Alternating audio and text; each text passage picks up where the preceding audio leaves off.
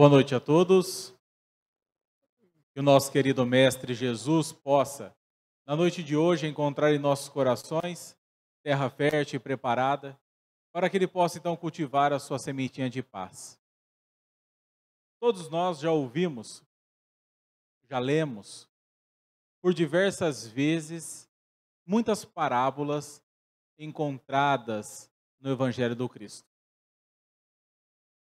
No Evangelho segundo o Espiritismo, no capítulo 15, nós temos uma dessas parábolas, que está também narrada pelo evangelista Lucas, lá no capítulo 10 do seu evangelho. É uma parábola muito conhecida por todos nós espíritas, a qual nós gostaríamos, nesta noite, de tecer alguns comentários. Naturalmente que nós não buscaremos de forma alguma inovar ou renovar o que todos nós já conhecemos. Mas gostaríamos de fazer um exercício, onde eu convido a todos, em pensamento, para que possamos retornar à época do Cristo e entender por que Jesus narrou essa parábola. O que levou o Cristo a contar essa história da forma, com os personagens que ele se utilizou. Desta forma, nós conseguiremos, talvez, entender um pouco melhor quais eram os propósitos de Jesus quando ele trouxe essa história. E muitas vezes nós temos dificuldade em compreender ou entender melhor, porque nós ficamos a pensar: por que será que Jesus usou esse ou aquele personagem, esse elemento? Não seria melhor ter sido mais direto ou ter usado um exemplo diferente? Mas fato é que nós nos esquecemos de que a parábola nada mais é do que uma história, que pode ser alegórica ou não. E que Jesus usou desse recurso por diversas vezes, colocando nelas o que era familiar, o que era comum àquelas pessoas naquela época. E como o tempo passa, a maneira pela qual nós nos comunicamos vai se transformando, e é natural que nós tenhamos, às vezes, essa dificuldade em entender por que isso, por que aquilo narrado por Jesus. Mas fato é que a parábola que nós iremos comentar esta noite é conhecida por nós como a parábola do bom samaritano. Mas antes de nós falarmos precisamente dela, como eu disse no início, vamos retornar um pouquinho no tempo, para tentar entender o que Jesus quis ensinar com essa parábola. Como eu disse, ela está no Evangelho de Lucas, e tudo tem o início quando Jesus, reunindo os seus seguidores, informa a eles que ele precisaria ir a Jerusalém. E quando ele passa essa informação, todos recebem de uma maneira muito positiva, pois estava se aproximando a Páscoa. Não a Páscoa que nós conhecemos hoje, dos ovinhos de chocolate, dos coelhinhos, mas uma das festas mais importantes do calendário judaico. Era tão importante essa data para os judeus, que a cidade de Jerusalém, que segundo historiadores teria entre 50 e 100 mil habitantes na época, quando se aproximava a Páscoa, ela recebia em torno de 1 milhão de pessoas. Pois, segundo as tradições, todas as criaturas que tivessem condições físicas tinham a obrigação de ir a Jerusalém, pois lá estava erguido o templo. O templo erguido por Salomão há mais de 900 anos, ainda antes de Jesus. E lá para eles era a casa de Deus. Então, quando Jesus passa essa informação que precisa ir a Jerusalém, se aproximando da Páscoa, tudo certo. Mas o Cristo resolve complementar a sua ideia e diz que se faz necessário passar primeiro pela cidade de Samaria. E quando ele dá essa informação aos seus seguidores, eles a recebem com muita estranheza. Por dois motivos. O primeiro motivo, do ponto de vista geográfico, não teria muito sentido isso. É como se nós resolvêssemos sair aqui de São José do Rio Preto, com destino a São Paulo, capital, e em nosso itinerário resolvêssemos passar em Belo Horizonte. Possível seria sem problema algum, só não tinha sentido. Seria tomar o caminho mais longo, o caminho mais perigoso. Mas o segundo motivo, esse ainda era mais forte. E talvez o que mais preocupasse aqueles que seguiam Jesus. Pois quando houve o grande cisma, a divisão das tribos de Israel, Israel que era composto por 12 tribos, por divergência religiosa entre algumas delas, houve uma separação, uma ruptura. E duas tribos, a tribo de Benjamim e Judá, que ficavam mais ao sul, mantiveram a sua sede religiosa ali em Jerusalém. Mas as outras 10, por conta da dificuldade de manter os seus rituais e, naturalmente, por essa divergência de pensamento dogmático do próprio judaísmo, e por conta dos conflitos gerados no convívio desses dois pensamentos divergentes, eles tiveram uma ideia muito simples. Resolveram construir um novo templo. Assim não precisariam mais ir até Jerusalém. Assim evitariam naturalmente os conflitos com os demais judeus. E escolheram uma cidade para que esse templo pudesse ser erguido. E essa cidade foi justamente Samaria. Só que o que era para ser uma solução se tornou um problema ainda maior. Pois os judeus do sul entenderam que eles estavam construindo uma nova casa para Deus. E naquela ideia equivocada de que Deus habitava lugar físico, como poderiam os samaritanos oferecerem um novo templo, uma nova casa para Deus, sendo que Deus habitava Jerusalém? E naturalmente, começou uma disputa de onde Deus estaria literalmente. E por conta disso, há muita perseguição de judeus e samaritanos para com os judeus. Então, quando Jesus diz que vai a Jerusalém participar de uma festa tradicional do povo judaico, passando pela cidade de Samaria, era quase a mesma coisa do que dizer que eles passariam por terras inimigas.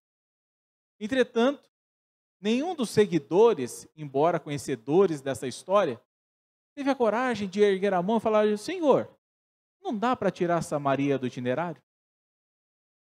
Tanto que João vai à frente, junto com outros companheiros, até Samaria, para conseguir um local onde eles pudessem pernoitar e no dia seguinte prosseguir em viagem até Jerusalém.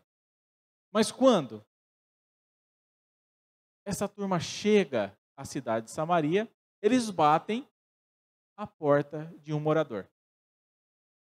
Esse morador, ouvindo qual era a solicitação desse grupo, resolve negar hospedagem a eles.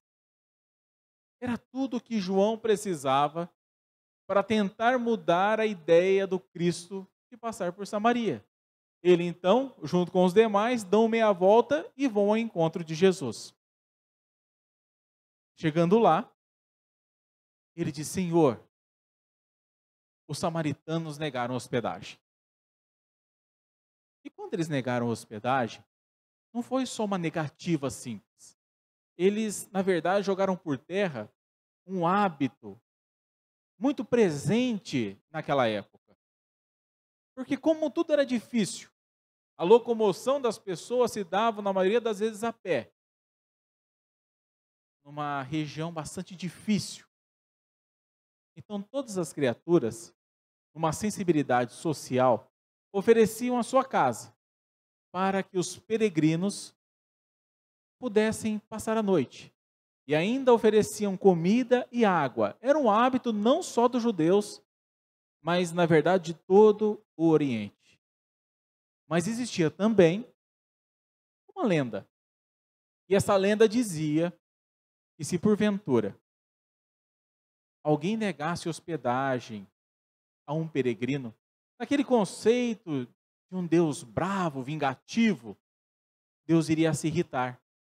E irritado com a pessoa, atearia fogo dos céus e queimaria a pessoa viva. Então, mesmo aqueles que não se sensibilizavam com a necessidade do outro e com as tradições, tinham um certo receio dessa possibilidade da lenda. E João, então, chega a dizer a Jesus, quando ele informa que os samaritanos negaram hospedagem: o senhor quer que eu ore ao Pai e peça para que desça fogo e já queime todos os samaritanos? Jesus fala: que isso, João? O Filho do Homem vem para salvar vidas e não para destruí-las?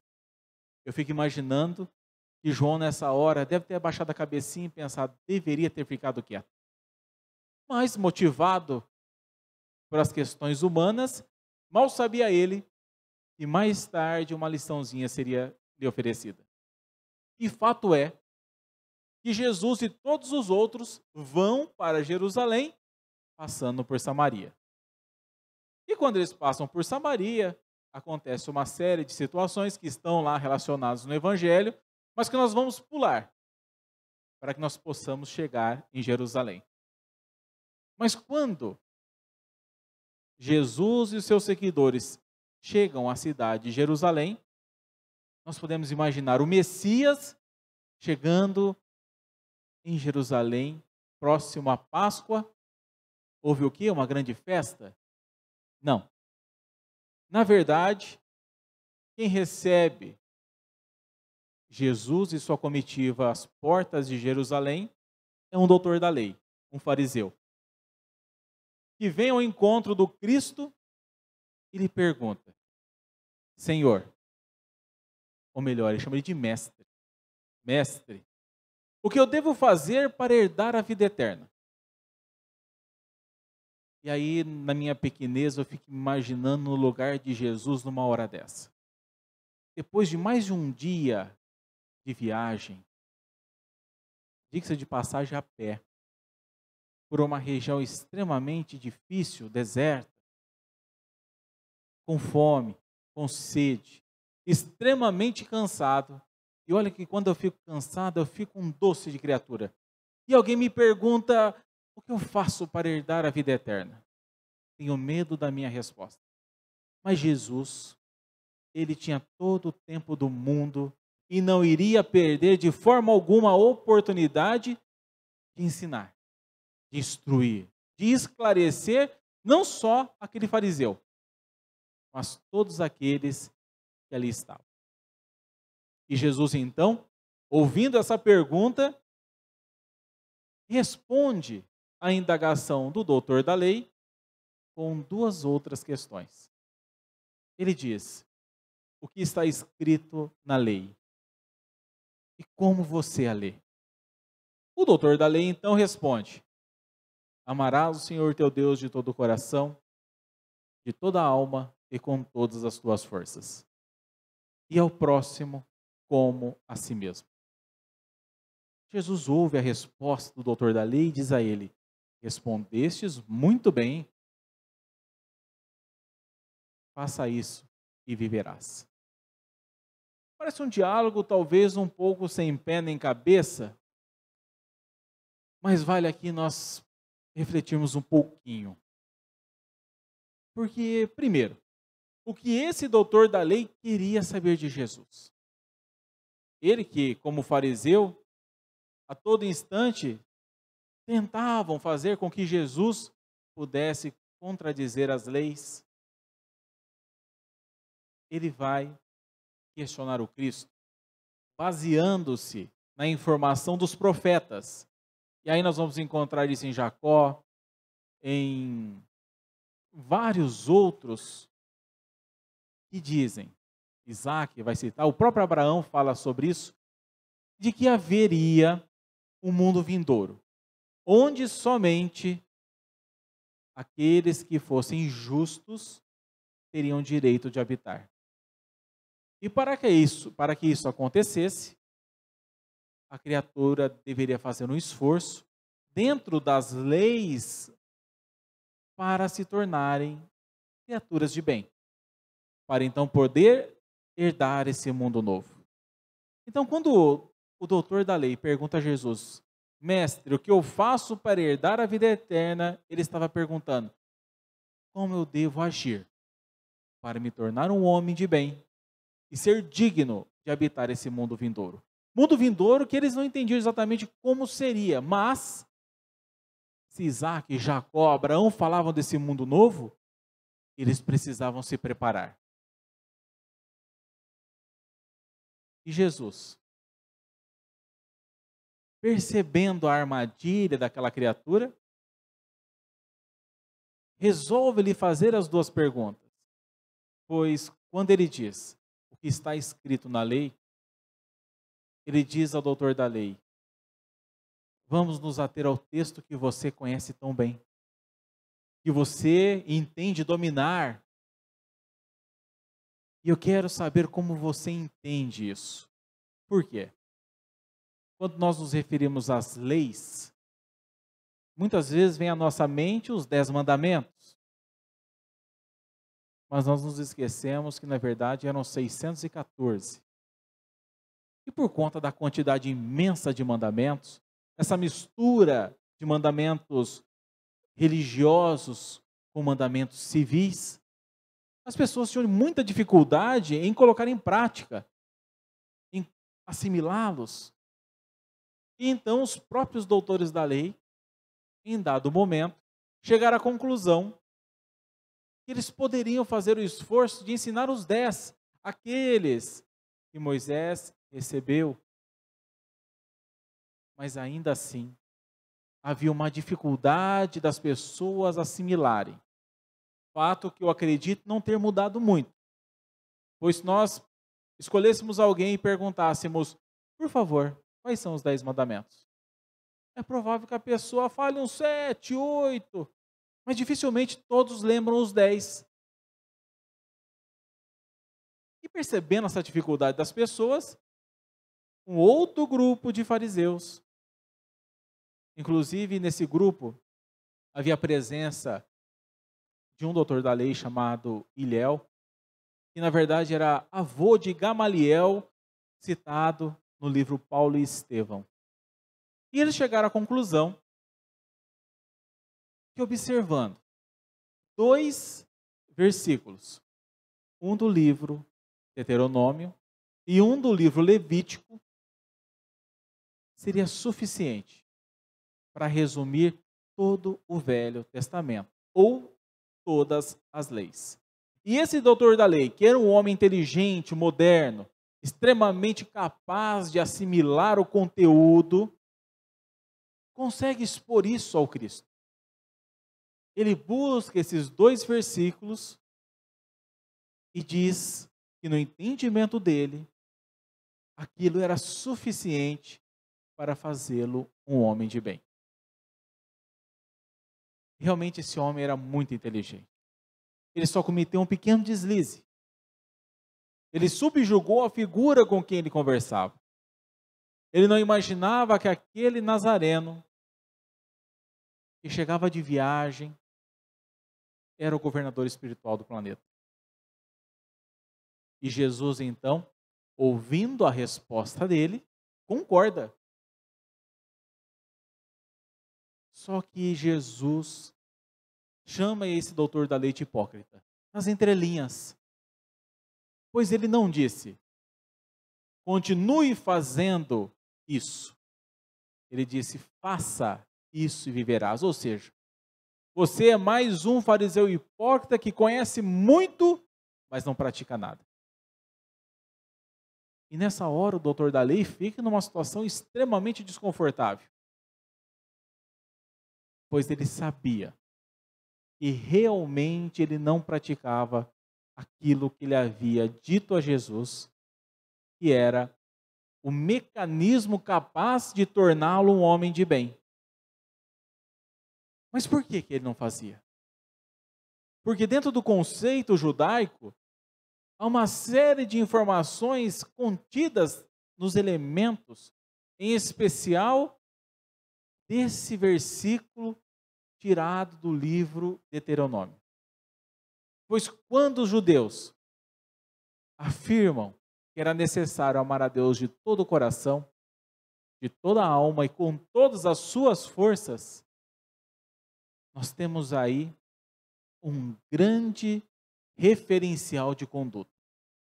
Pois amar a Deus de todo o coração para aquele povo, segundo as suas tradições e cultura, era algo muito sério. Pois eles entendiam que o coração do ser humano era dividido em duas partes. Metade, a sede dos sentimentos, das emoções, como até hoje nós ainda atribuímos. É muito comum que nós atribuamos ao coração as nossas emoções. Mas a outra metade, para aquele povo, aquela época, era a sede da inteligência, do raciocínio. Era ali a capacidade do ser humano pensar, discernir sobre o que era certo e o que era errado. Então, quando eles afirmavam ser necessário amar a Deus de todo o coração, significava oferecer a Deus todas as suas emoções, sentimentos, desejos e saber como e quando assim proceder. Depois que a criatura chegasse a esse patamar de oferecer todo o seu coração ao Criador, ela vinha a passar por um segundo estágio, que era amar a Deus de toda a alma. E amar a Deus de toda a alma para aquele povo que já sabia que o ser humano era composto de dois elementos, não conhecia o terceiro que nós conhecemos na doutrina espírita, pois para eles o ser humano era composto de espírito e corpo, não conheciam o perispírito. E a questão de amar a Deus de toda a alma é como se eles desejassem colocar o corpo a serviço de Deus, mas também toda a bagagem espiritual que a criatura humana fosse capaz de oferecer. Em outras palavras, não adiantava ter bons sentimentos e vontade de executar as coisas, de praticar o bem. Era necessário colocar em prática. Era obrigatório praticar aquilo que se sabia. E depois vinha a terceira e última fase, que era amar a Deus com todas as suas forças, em algumas traduções, com todos os teus muitos, e assim vai. Era, na verdade, aplicar em favor de Deus todos os recursos que Ele lhe oferecera. Ou seja, todos os sentimentos nobres, toda a capacidade de compreensão. Era necessário colocar o corpo em movimento em favor de Deus, os seus recursos, inclusive financeiros. Era viver a plenitude a serviço da misericórdia divina. Então, quando Jesus ouve da boca daquele doutor da lei que era necessário amar de todo o coração, de toda a alma, com todas as tuas forças, ele fala: você sabe, mas você não faz, cidadão. E ele fica numa situação muito embaraçosa, porque realmente ele não sabia, e ele sabia cada significado dessas informações. E aí, no movimento para tentar se justificar, ele pergunta a Jesus: mas quem é meu próximo? Outra pergunta que parece sem nenhum fundamento. Mas quando ele pergunta quem é meu próximo, ou seja, com quem que eu devo praticar isso, ele lança novamente uma armadilha a Jesus. Pois havia uma divisão entre eles, os próprios doutores da lei, de quem seria o próximo, pois a palavra que é traduzida atualmente para nós como sendo a palavra próximo é a mesma que se traduz para irmão, ou seja, irmão e próximo seria a mesma coisa. E eles entendiam, uma parte dos doutores da lei, que somente aqueles que eram herdeiros de Abraão, que eram judeus, eram irmãos entre si. A ponto de muitas vezes, se estavam reunidos e chegava ali um romano ou um árabe, eles deixavam falando sozinho, embora, ignoravam, desprezavam. Mas havia uma outra parte que entendia diferente. Eles acreditavam que irmãos eram todos, pois se Deus era único e criou tudo, Ele também criou os demais.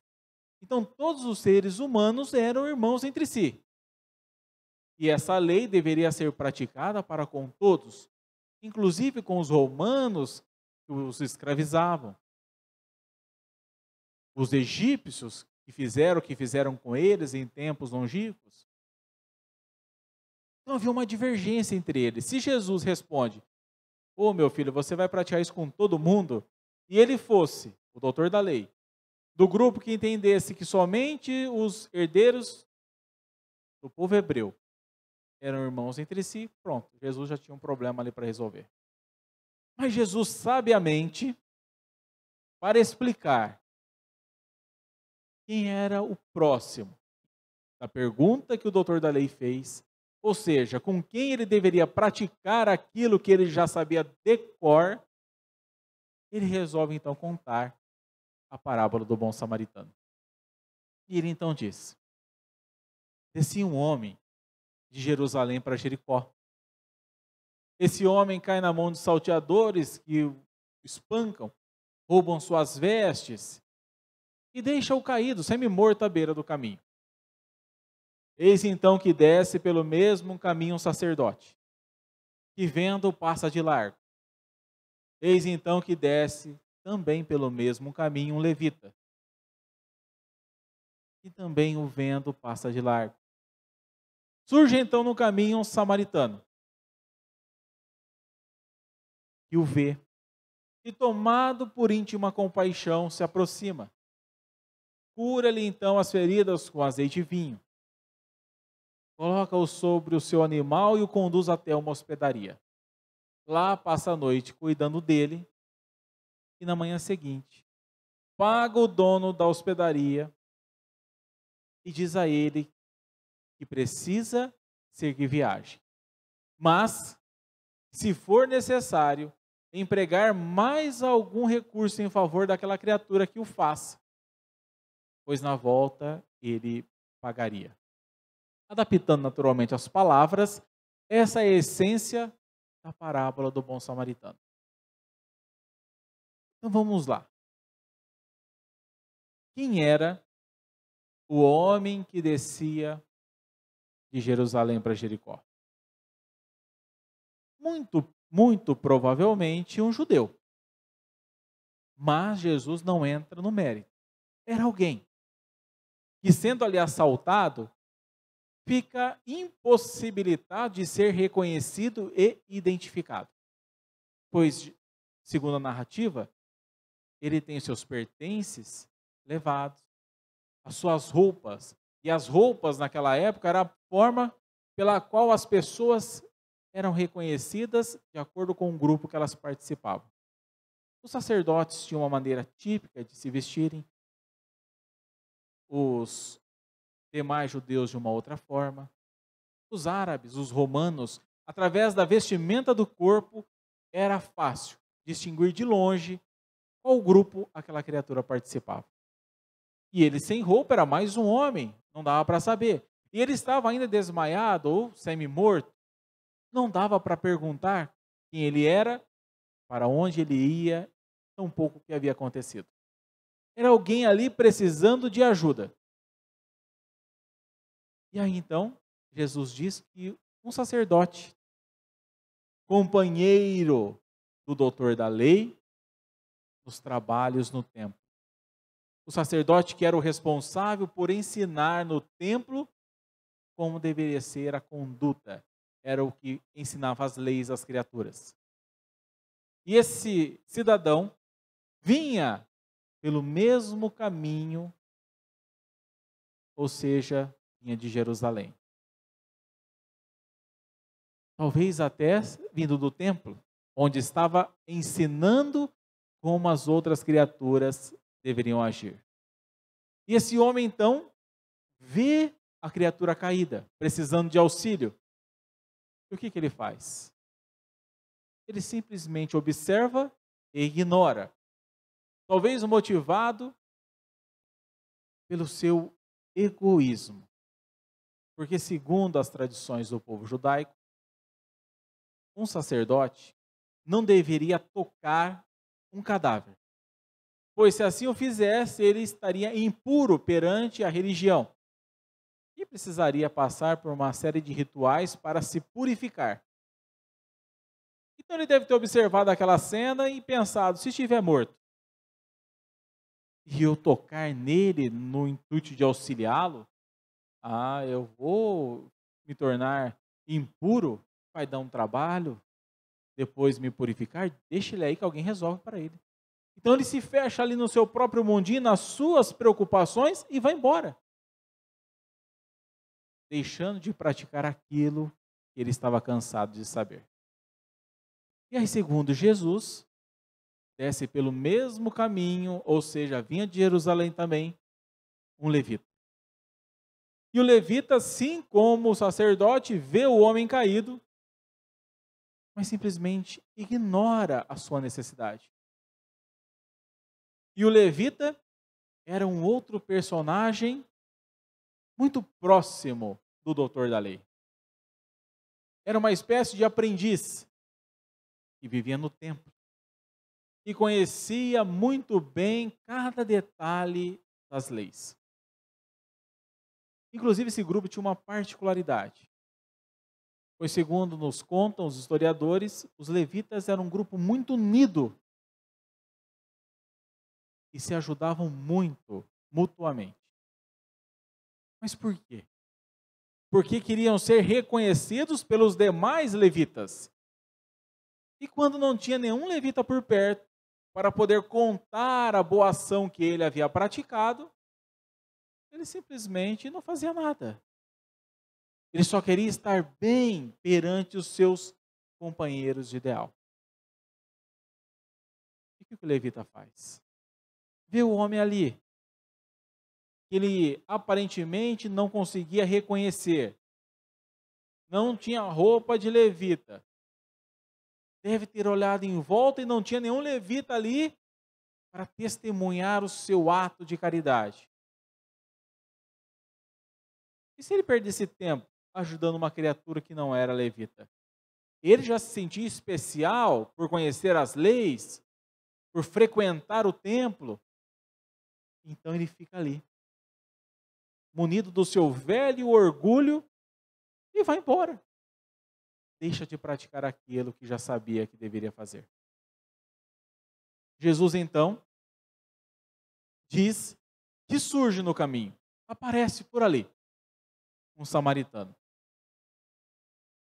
Samaritano que o doutor da lei entendia como herege, como aquele que traiu Deus, aquele que deixou de professar as leis, aquele que era mal visto por ele.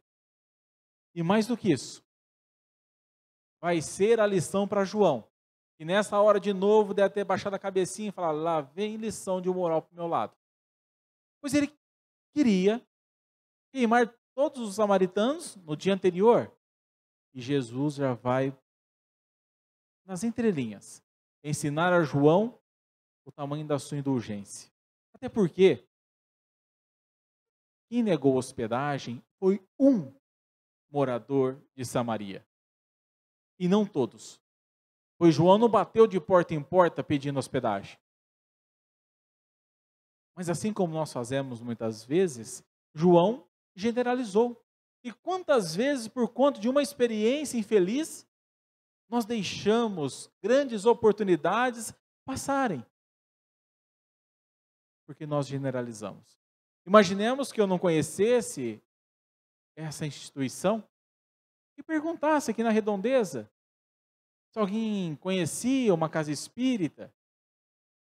E eu pego justamente uma pessoa que teve um dia difícil, está num momento conturbado, essa pessoa me dá uma resposta atravessada. Eu dou meia volta e retorno para minha casa. E se não bastasse, eu ainda diria: olha, vocês não sabem como os moradores de Rio Preto são mal educados. As pessoas iriam me perguntar: mas como isso? Por que você está dizendo isso? Olha, eu pedi uma informação e a pessoa me respondeu de uma forma extremamente mal educada. Aí vão me questionar: mas espera, você falou com cada um dos riopretenses? Não, eu falei com um só e foi suficiente. Porque nós adoramos rotular as situações. E muito mais ainda as pessoas. E João generalizou como se todos os samaritanos não quisessem a presença de Jesus. Mas vamos voltar à parábola. Porque Jesus disse ao doutor da lei que assim como o levita e o sacerdote, aquele samaritano viu o homem caído. Mas ele foi, diferente dos outros, tomado por íntima compaixão. Ou seja, metade do coração dessa criatura é colocada em movimento, pois ele sente a necessidade do outro. Ele se aproxima. Ele poderia ter olhado a situação e falar: meu Deus, a coisa aqui é grave, o que eu vou fazer? Não tenho nada para resolver, eu vou embora. Mas ele não teria amado a Deus de todo o coração. Então ele começa a pensar o que ele poderia fazer em socorro daquela criatura. E ele se lembra que ele carregava azeite e vinho. Aí ele já começa a perceber que ele poderia fazer desses dois produtos uma espécie de primeiros socorros. E aí ele ama a Deus de todo o coração naquela criatura. Pois ele sente o desejo e a necessidade de auxiliar. E entende como fazer isso. Mas aí ele poderia ter esbarrado numa outra situação. Pois azeite e vinho, se ele transportava, muito provavelmente ele vendia aquilo, comercializava, e não era barato. Mas ele sabe que ele precisa amar a Deus de toda a alma. Não adiantava ter tido vontade de ajudar, ter entendido como a ajuda poderia ter sido colocada em prática, se ele não fizesse. E ele então pega aquele azeite, aquele vinho, e faz ali uma espécie de asepsia. E ele, de novo, poderia ter interrompido o seu auxílio, deixando ali para que outro pudesse dar continuidade. Mas ele precisava amar a Deus naquele homem com todas as suas forças. E ele faz o quê? Pega o homem, coloca sobre o seu animal e vai conduzi-lo até uma hospedaria. E se ele colocou o homem sobre o seu animal que estava selado, pois ele carregava azeite e vinho, essa cela só transportaria uma pessoa. E se ele coloca o caído em cima do animal, ele precisa ir conduzindo a pé, puxando. E quem fazia isso era visto como escravo. Ele não quer saber o que vão pensar dele. Ele simplesmente sabe que ele precisa ajudar aquele homem. Aí muitos dizem assim: mas ele levou para uma hospedaria, lá existiam muitos profissionais que vieram ao encontro, auxiliá-lo. Não. Lembra que João foi à frente em Samaria pedir hospedagem? Esse samaritano foi até a casa de alguém, bateu a porta e disse: olha, eu estou com um problema aqui, tem uma pessoa ferida e eu estou cuidando dela. É possível me oferecer um espaço para que eu possa fazer os procedimentos necessários a essa criatura? E ele passa ali a noite toda cuidando. Ele não chegou ao dono da hospedaria e disse: olha, parabéns, você acaba de ganhar o necessitado. Transferindo a sua responsabilidade para o outro. Coisa que muitas vezes nós adoramos fazer. Mas fato é que mesmo passando a noite ali, dando toda a atenção àquela criatura, quando amanhece, ele pega 2 denários, que era a moeda de época, e paga o dono da casa. Esse dono da casa deve ter oferecido alimento, deve ter oferecido as roupas para vestir aquele homem. Ele faz questão de que o dono da casa não tivesse nenhum prejuízo com os procedimentos que ele, samaritano, havia assumido. A responsabilidade era dele. E mais do que isso, para garantir total restabelecimento daquela criatura, ele diz: olha, eu preciso continuar a viagem, minha vida não pode parar.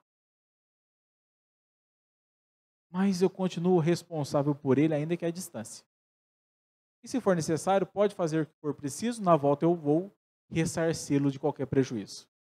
Ou seja, esse samaritano ama com todas as suas forças aquela criatura que havia encontrado no caminho. Aqui nós paramos um pouquinho para que a gente possa pensar onde será que eu me enquadraria nessa parábola. Será que eu, porventura, me enquadraria na condição de doutor da lei? Daquele que acha que o fato de conhecer o Evangelho do Cristo, de compreender melhor através do clareamento que a doutrina espírita nos oferece, já estou garantido nessa encarnação? Será que eu não me encontro na posição de sacerdote, daquele que diz aos outros como os outros devem agir? Mas quando o movimento é de colocar em prática aquilo que já sabe muito bem e que cobra dos outros, prefiro não fazer nada. Será que eu poderia me encontrar na condição de levita? Ou seja, daquele que também já sabe o que precisa ser feito.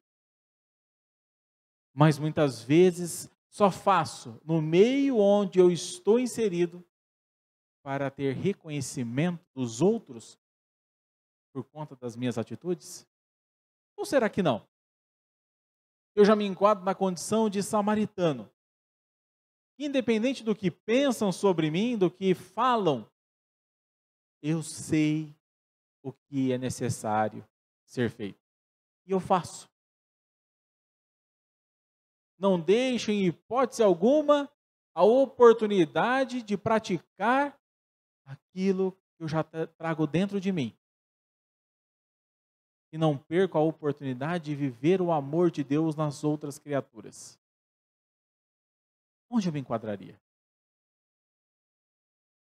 Mas se porventura, de alguma forma, alguns de nós não nos enquadremos na condição de samaritano ainda, vale lembrar que quando Jesus termina de contar a parábola, ele pergunta ao doutor da lei: quem se colocou como próximo do caído? Não quem era, mas quem se portou como tal. O doutor da lei, naturalmente, responde: aquele que usou de misericórdia para com ele. E Jesus diz a ele: vá e faça o mesmo. Ou seja, não importa os seus erros até aqui. Comece a mudar a sua trajetória agora. Aproveite esse esclarecimento que lhe faltava. E viva isso que você conhece tão bem. Todos os dias daqui para frente. Assim vale para todos nós. Nós que estamos espíritas, estamos tendo essa oportunidade de receber tantas informações, tantos esclarecimentos. Até quando vamos continuar perdendo tempo? Se o nosso grande propósito é chegarmos ao final dessa encarnação, não como criaturas perfeitas, claro que não, mas como aqueles que já se colocaram em movimento para um dia alcançar isso. E aquele que possa olhar para trás e dizer assim: eu fiz dessa a melhor das minhas encarnações. É por isso que aqui estamos. É por isso que a misericórdia de Deus nos oferece essa grande oportunidade. Mas compete a cada um de nós o esforço, o movimento de colocarmos em prática. Que Jesus nos ampare e nos fortaleça nesse propósito. Muita paz a todos vocês.